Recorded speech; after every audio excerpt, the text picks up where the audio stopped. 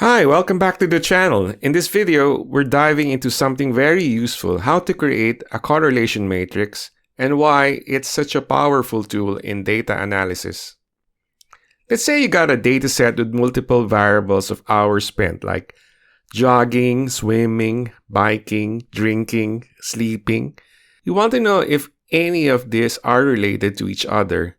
That's where a correlation matrix comes in. Let's take a look at this hypothetical correlation matrix we created just to demonstrate key ideas.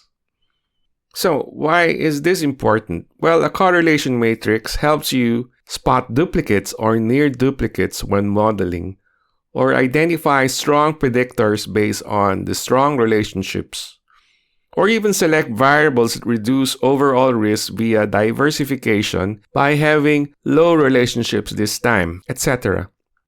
Knowing that a correlation near positive 1 means two variables are moving close together, and those near negative 1 are moving in opposite directions, a quick look at the correlation matrix might help you see which variables go together and which ones don't.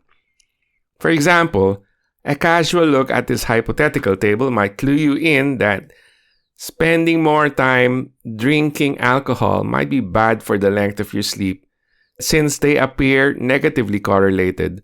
The more time drinking alcohol, the less quality sleep you have. So this might be a strong predictor of quality sleep in the negative sense.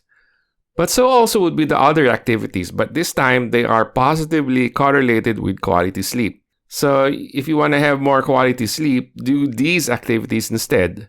So for prediction purposes, they look like ideal variables for regression.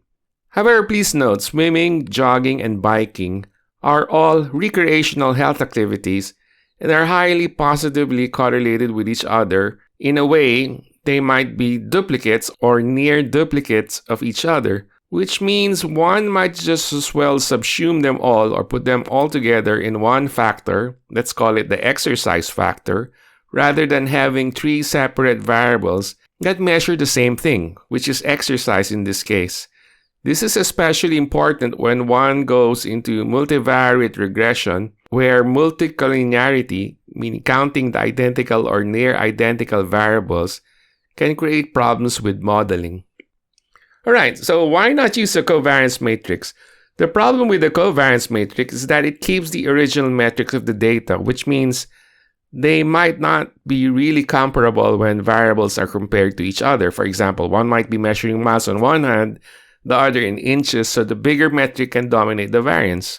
So the correlation matrix solves that problem by converting things into standard measures ranging from -1 to 1, as demonstrated in our hypothetical example.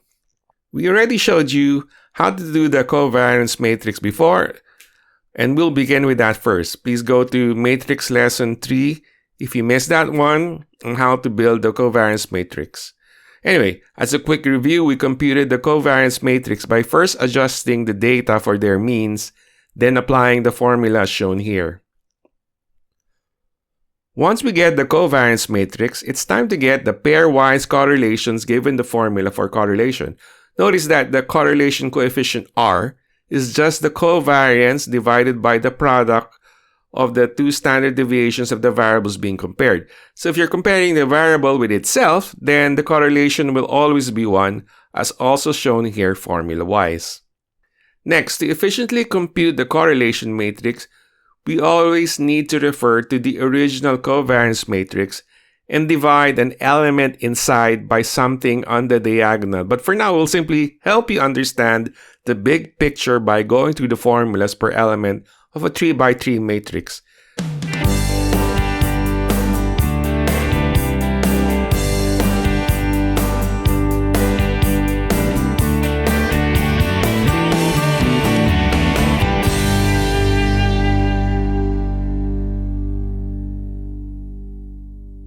The whole strategy here is to put everything in one cell and then copy paste later on to other cells that we need to fill up. It turns out that a good strategy is as follows. 1. Identify the row and column of the target element. 2.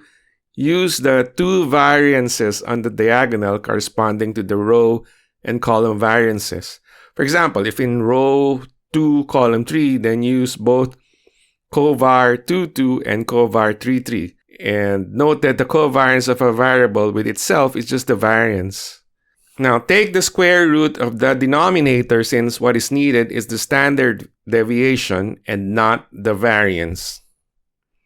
For this, in Excel, we recommend that you use the index function, and we'll show you how it can be used to put in effect the strategy we just outlined. Now this looks unduly complicated, but only because, again, we are preparing one cell for copy-pasting into the other cells efficiently. Once that cell is properly set up, then just copy-paste it into the variables, and the correlation matrix is thus efficiently built. Alternatively, you can use the data analysis toolpack of Excel to do this and double-check your work. We are using our old data from last time, by the way.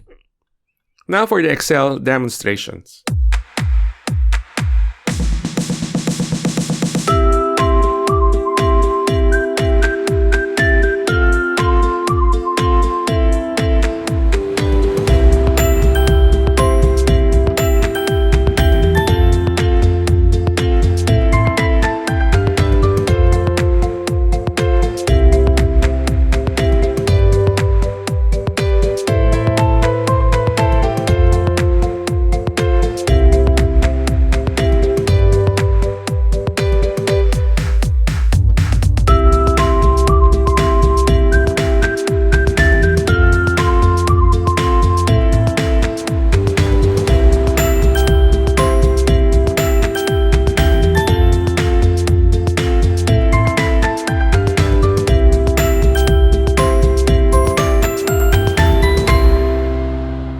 And that's how you build a correlation matrix in Excel.